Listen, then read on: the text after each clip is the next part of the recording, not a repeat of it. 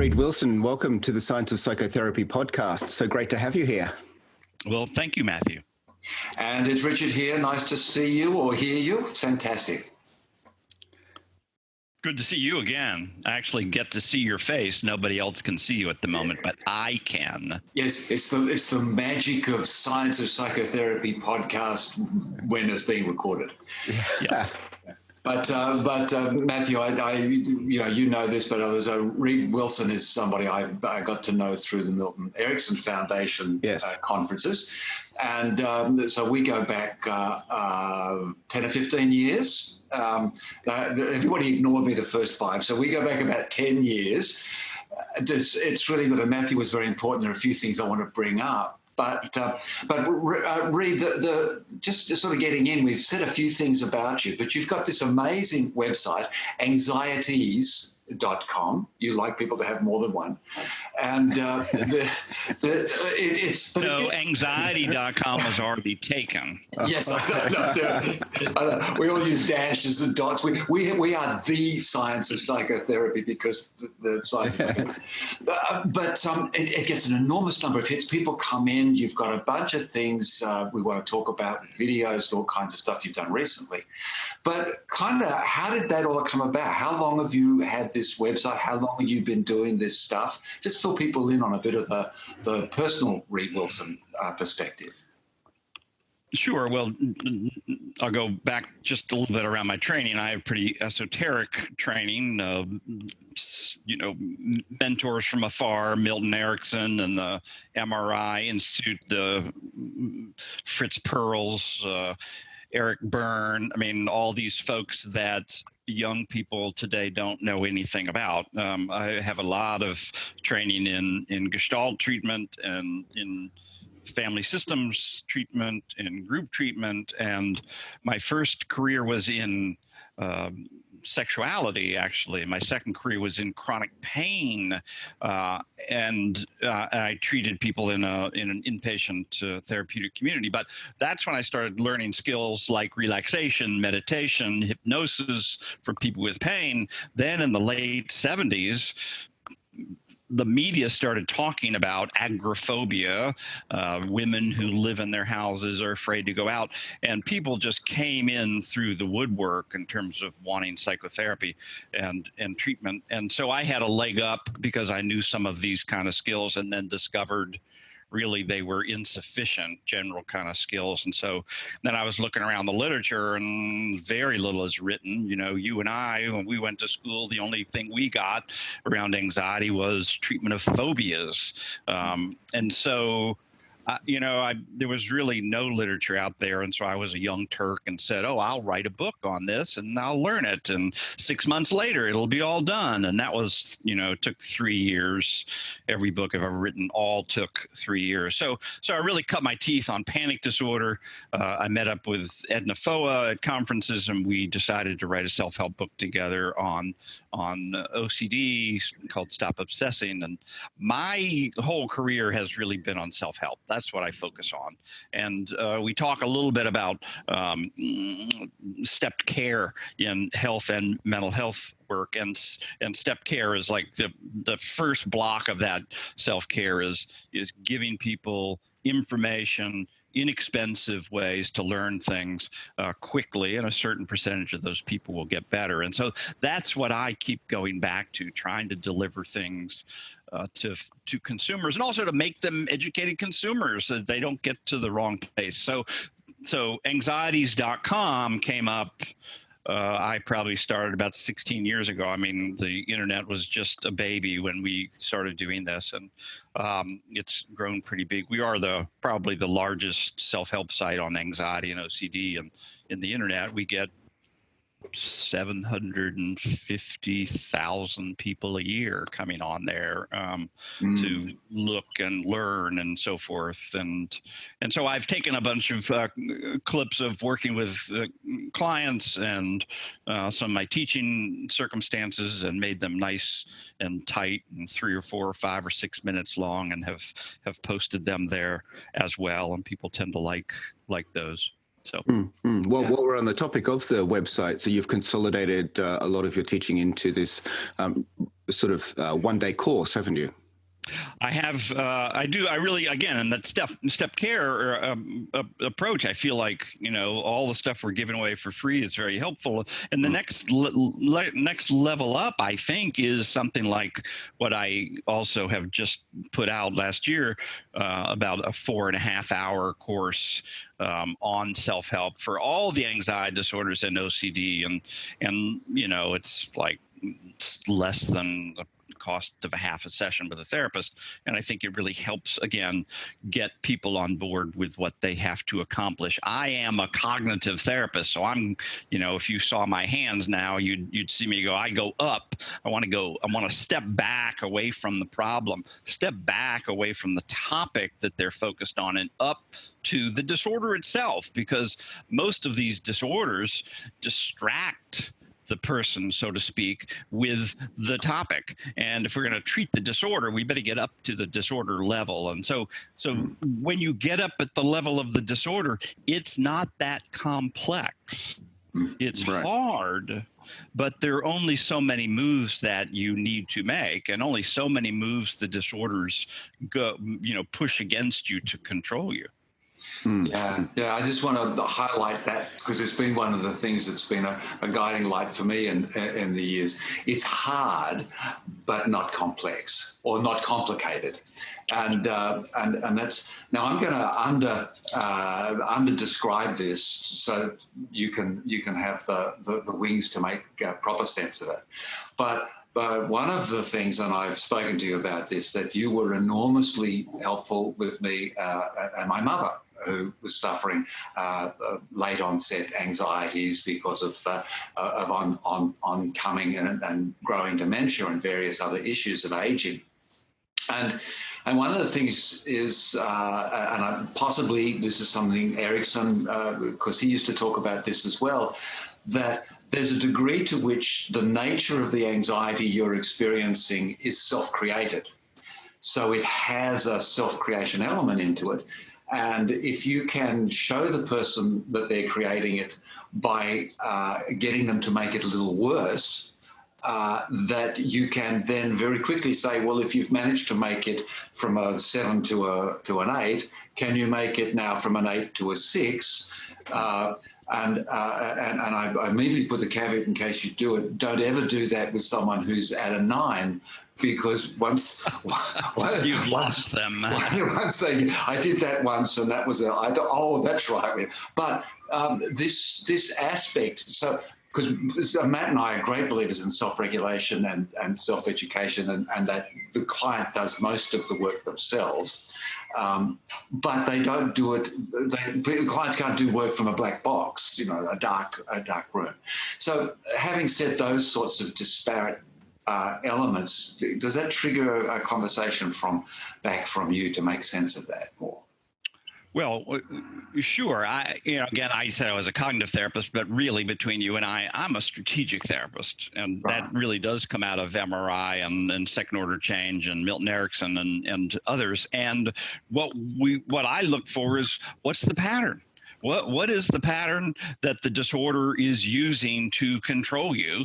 And let's learn as much as we can about our challenger, and then once we know the pattern, let's mess with it. That's a clinical term. Do I need to define that? You got that? Right? We just, it's like whatever you're doing right now, if it's not working, try anything else. But this is a paradoxical treatment. And so, part of what I drill down about with people is you need to want what you don't want. You need to want to go into the territory that's now dominated by the disorder and get your butt handed to you occasionally in order to win this whole thing. This is an aggressive sport. And so, I'm going to mess with that pattern, because the disorder basically it's not just going to give me symptoms, but it's going to give me symptoms, and I have to play the proper role for it to beat me. And the proper role is, when I experience those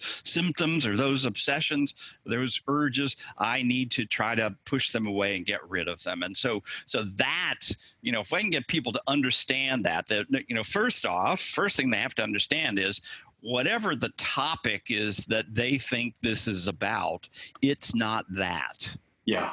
If we can understand that piece, and which is really a hard sell for some people, and once we can get that, and then I gotta understand that it wants me to back away, and my job is to pull it toward me. I eat anxiety for breakfast. Is that all you got? I can handle this. So that's the direction that I try to get people to move into. Right. Okay, so I've got step 1. What is the pattern? Step 2, mess with it. Sounds simple enough? That's good. Yeah.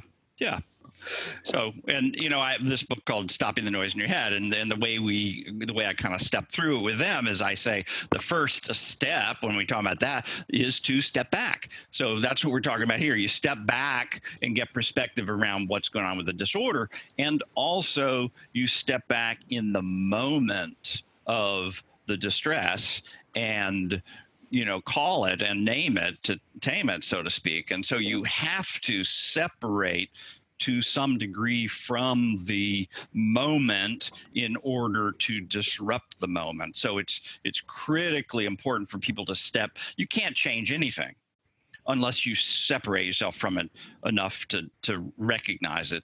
And then, once you step back and get it, it's happening, I'm doing it, or whatever it may be, then I want people to take the position of, this is exactly what I want right now. Mm-hmm. It's an existential position. It's the present moment. This is what's going on. And I only have 2 choices here. Either I accept this or I resist it. And as soon as I resist it, I'm screwed. Yeah.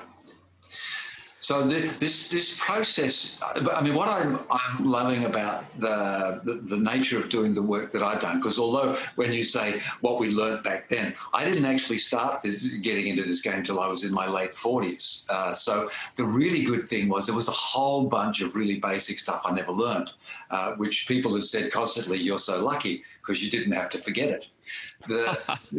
So I kind of learned about anxiety from you. Which was very good. I took advantage of all the mistakes you've made and worked on. But although you're so smart, yeah, I am so smart. That's what they say. But more praise to it, Reid.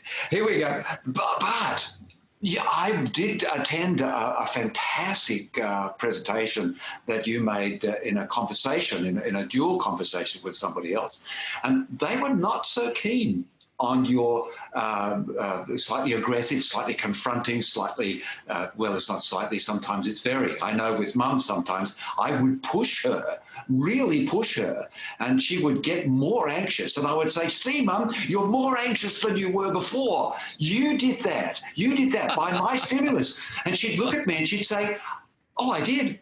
And almost like a light switch, she'd go, I say, now make it less. And she'd go, oh, yeah. And then... Yeah. So experience is the greatest teacher. Yeah. And so I was for me, it was great. But my sisters thought it was problematic because I thought I was being aggressive at things. And in this conversation, this talk you had, it was in Phoenix, I think. Mm-hmm. There was a disagreement going on. How have you found this interaction with other therapists, this disagreement with the Reid Wilson way? How do you manage to do it? I am one standard deviation beyond the mean. I don't know whether that's to the left or the right of the mean, but I do feel like I fight against the system. If we just think about obsessive compulsive disorder, the treatment is exposure and response prevention. Well, I think it's cruel and unusual punishment what we do for people with OCD when we make them, listen to these audio tapes of themselves doing these brutal things that they are afraid that they're going to do. It's cruel and unusual punishment if there's another way to do it. The other place where I tend to get a lot of pushback is in the world of mindfulness, which is, it's much, with a mindful approach, it's much more like go to neutral instead of where I go is go to paradoxical, ask for it. And the reason I think that that's the right thing to do is because people who are anxious and worried are too obsessive to get perspective enough to go neutral. And so when we can do this more provocative approach, have them catch on to that, then in the end, absolutely what we want to have people get to is a place of mindfulness, which is just being detached from it all. But it's the method of getting there. So I think that's probably the other biggest kind of turmoil I have in the field around this mindfulness, anti-mindfulness approach. Right. Yeah. Instead of going to the quiet mountain to meditate, you're asking them to strap on body armor and go headlong into the fray. Well, it's just too hard to get quiet. Not when think somebody doing Vipassana meditation when they're obsessing all the time. There's no conceivable way they can do it. These people are perfectionistic. They want to please the therapist. They're very self-critical. And then we start to teach them this mindfulness stuff, and they, fall through the cracks. And then they just give up and they say, I can't do this. And so, it's a little like people going into their primary care physicians or any gatekeeper or emergency room or whatever and getting a prescription for anxiety disorders and never hearing from them the message that there are other ways besides medications to treat this stuff. And so they have side effects of the medications, or they can't tolerate it, or it doesn't help much, and then they just drop out of the medical field. So, I think there's problems in different arenas here that we want to try to clean up if we can. The medication gatekeeper problem of never informing people about self-help or cognitive behavioral therapy or treatment is a sin, really, in my book, a Reformed Catholic. Yeah, but it's all that strange sort of sociological idea we have in the Western world. I think, as we know, antibiotics sort of created this one cure fits all, and one cure cures all, and there's this variation. When watching you work, there's a framework, this framework that you're discussing you use, but I've never seen you do exactly the same set of processes twice. It's not like a fun would that be? Yeah, well, that's I have to entertain myself. but it's the thing that I love, which I call client responsive. And even though there's a lot of I might think the therapist is working a bit too hard, but it is always individualistic. And that's the important thing as well. Even with my mum, when I was doing things, each time we did the experience, it had a variation depending on the day. Working with me, I just come at them. I come at them hard and fast, and I push. I want to collaborate, of course, but it's like, let's get to work. First session. Oh, what do you want me to talk about? Talk about right now. Talk about your complaints right now. What's your chief symptom? I don't care about history. If we need it, we can go get it. But just let's, since I work in the way I work, let's just get going around. We don't care about how all this started. I want to know how you're maintaining it by your role. And I will try to reflect that back to you because you don't know that you're doing this. And so I can hold the mirror up and let you see. Right. Yeah. So that's very immediate. We're not diving into sort of the past and doing session after session, thinking about the origins. We're just dealing with maintaining symptoms. Yeah. And if people get stuck, then we can back up as needed. Some people can't do their homework or get confused or start missing appointments or whatever. And those, to me, tend to be signs that we're missing something here and maybe we better back up and punt. Yeah, yeah. Now, as much as we've just talked about, there's, everyone's an individual and there's an individual approach. There are the basic principles which are the same across the board for everybody. And so in terms of maintaining anxiety, could you give us some ideas of, what are those basic principles?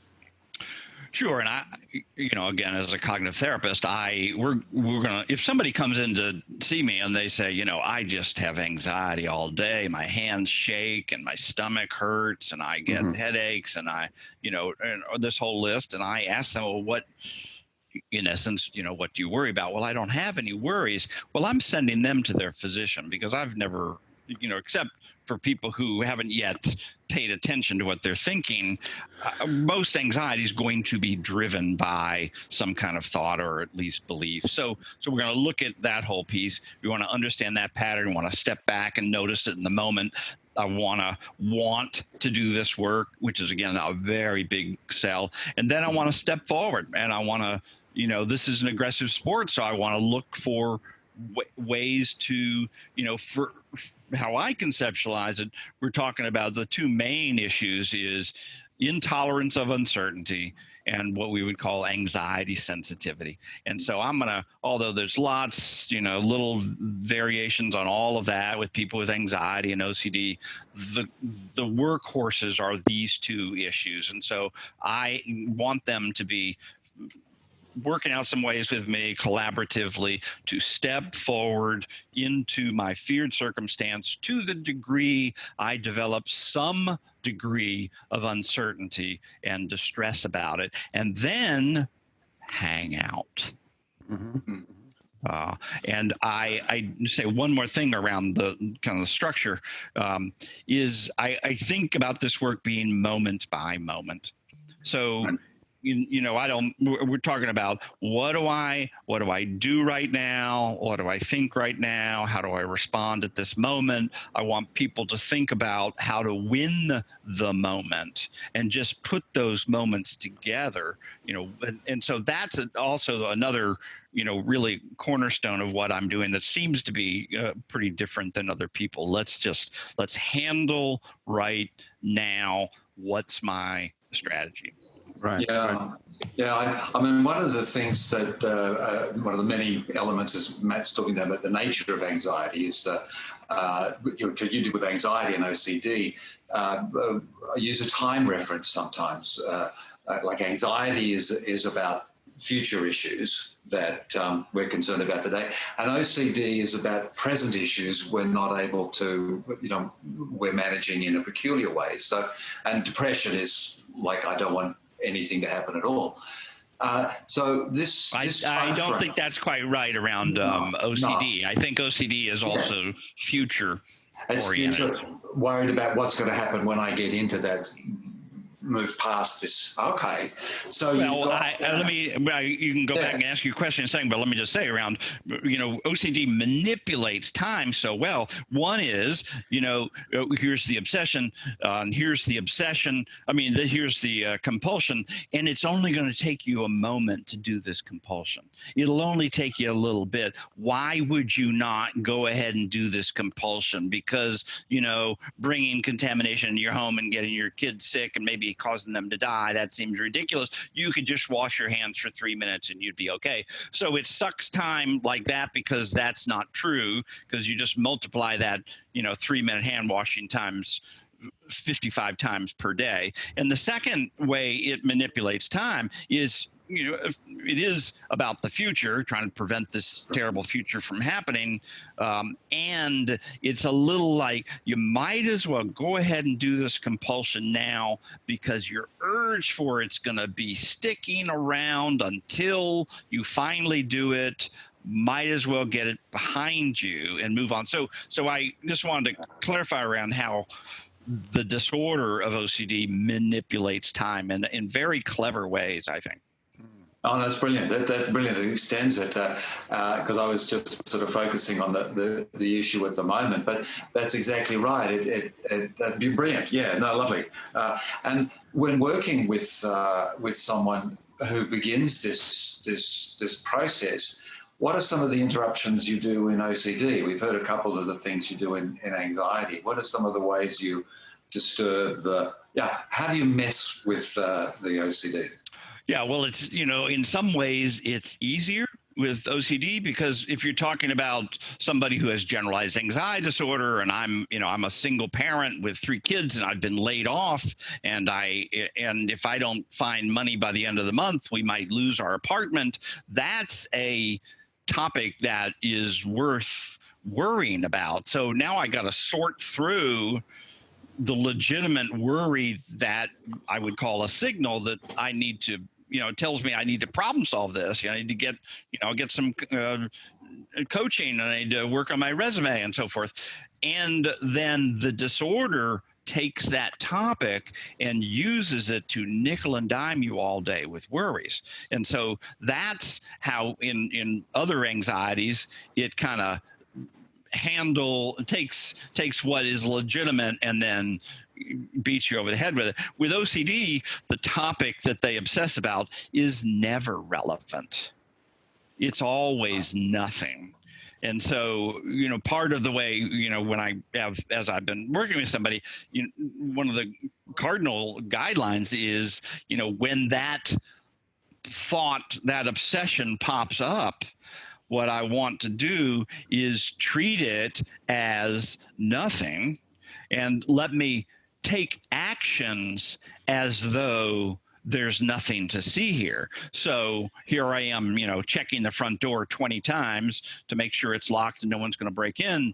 Now, tomorrow morning, I'm going to go practice. Maybe I'll decide I'm only going to check it 5 times and then step away. So after the 5th check, I'm going to step away and operate as though, act as though, take actions as though there's nothing to see here. So I'm going to walk down the sidewalk, get in my car, drive on to work. However, what I'm experiencing is uncertainty and distress. Now, that's how I practice. I take actions that move me as though it's nothing in order to take the hit of uncertainty. And then the piece around the uncertainty that you need to keep disconnecting is it's not uncertainty about whether the door is locked or not. This has nothing to do with the door. It's just a generic sense of this discomfort around something's not finished. I see a number of people who will say, my last therapist says, maybe the door is locked, maybe the door is not locked, I can handle uncertainty. Well, to me, that's nuts to say that and to teach your client that, because that is like as though the door being unlocked is relevant, and then let's extend it out. Oh, well, maybe I am a pedophile. Maybe I'm not. I can handle uncertainty. Maybe I ran somebody over in the road this morning and hit them in the ditch and they'll be dead by tomorrow and it'll be my fault. And maybe I didn't. I can handle uncertainty. So it becomes absurd when we start thinking about the topics. And I guess, that's another place where I go that's a little different than other people, which is it's you got to operate as though the topic is nothing. And with OCD, that's a powerful way to get going. It's a hard sell, right? Because there's a rationalization for, germs or an accident, and I wasn't paying attention, I maybe done something wrong. It just goes on and on and on. But what you want to pay attention to is, if it's my theme, and most people with OCD's got maybe 1, maybe 2 or 3 themes. If it's my theme, I'm not sure whether I need to be paying attention to this thought or not, as this obsession, I'm going to treat it as nothing. Because if you don't get to this, like, I'm not sure which it is, I'm going to treat it as though it's nothing, then every event's going to be an exception to the rule, and you're not going to get anywhere. Right. Yeah, I'd love that film, As Good as It Gets, with Jack Nicholson, and there are a few instances we've had in a number of different aspects of psychotherapy, of disorders. is that something comes along which overrides it, which is more important, which shifts that focus. And it's exactly as you say, that it's a self-recovery, because the thing that they're doing, they go, oh, that's actually not important. This is more important. And absolutely. And that happened. I got somebody right now who's going through that, of going, now what's happening in the United States is real. What I'm doing is not real, but it has a half-life of about 20 minutes, really. It's in reality, it gives them a window, this little peeking through the window, but it tends to not finish the work. People really have to kick butt in order to get strong enough. OCD does not really fade away on its own in someone's lifetime. It's very rare that happens, unfortunately. Yeah, so those events, the more important events, can become a wedge in the door. Yes, absolutely. You can have a little breakthrough at that point and then go, okay, well, that's it. Forget it. Oh, cool. Right. Can I just jump back a little bit when we were talking about anxiety and the initial triggers? And you said, someone will say, you'd say, are you worried about something? They say, oh, no, we're not worried about anything, but I've got all these symptoms. So how often is it that somebody will be unconscious of what the real worry is?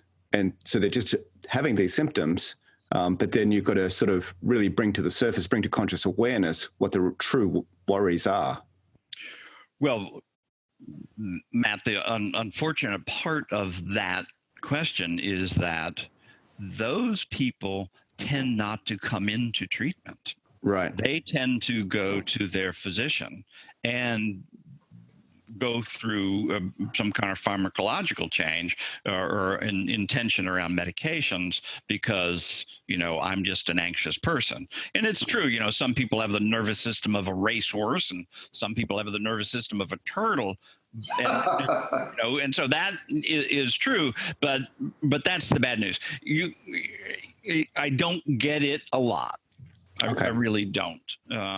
And even if they come in, in the first session with that, usually within a couple sessions, we can start to peel that back and get a sense of some of that stuff. And then you're just going back to kind of psychotherapy stuff to get to uncover that stuff. And now we talk about history and, what happened in the family and so forth. And then we tend to try to put together some themes like, I wonder if it's this instead of that. I think one of the things that what I'm trying to do is to have them look at the problem in such a way as to question their solution. Right. And so, if you've got somebody who's afraid to fly, and it turns out that first flight they had and where they had a panic attack, they were actually flying off to visit their parents and they were in a conflictual relationship with their parents. Well, if we can uncover that, then they can go, oh, wait a minute, I misattributed my panic attack to the turbulence on the flight. Really, maybe it was about my unconsciously starting to get worried about dealing with my dad if we have another fight when I get out to California to visit him. So some of those things pop up just along the way where we tend to get stuck. You start to help somebody and they, doing what they need to do and it's not working out for them. That's, as I was saying earlier on, that's when you kind of step back and start looking around. Yeah. This thing, stuckness, is a great opportunity. It's a great presentation of now's where you go in a different direction. That's the treatment telling you. Yeah. So we've had this fabulous discussion. It's taken 30 minutes has gone in about a flash. But we do know that our dear listeners out there, at this stage, as we did a straw poll, we found they finished their jog or their commute to work, and they turn us off. So we'll sort of better wrap this up, guys. So this is my segue into. Reid, do you have any final, what's a wrap up? What's a sort of, is there a little summary or a little final point that we've missed that's important? No. I just think I'll go back to what I said before. This is difficult But I do think there's structures that we can. I mean, this is why this last book I wrote, I talk about all the anxiety disorders and OCD as having a common challenger, and I really do think that is true. And so we can look more simply at things and what our structure is and how we respond to them, and that can be immensely helpful to us. And that's just what I'm trying to do, is pass that on to consumers. And what's the title of that book? Stopping the Noise in Your Head, the New Way to Overcome Anxiety and Worry. Fantastic. Well, we'll give a big plug on that for our, and to the website and to all the YouTube and all the bits and pieces for everybody, because you will have your own special podcast page. So yes, there was much reference to further things. I feel special. See how I've relieved your anxiety. Well, thanks, Mace. Dr. Reid Wilson, it's been wonderful having you on the Science of Psychotherapy podcast. Thank you very much for joining us. My pleasure. Thanks, Matt. We'll see you soon. Okay. Bye-bye.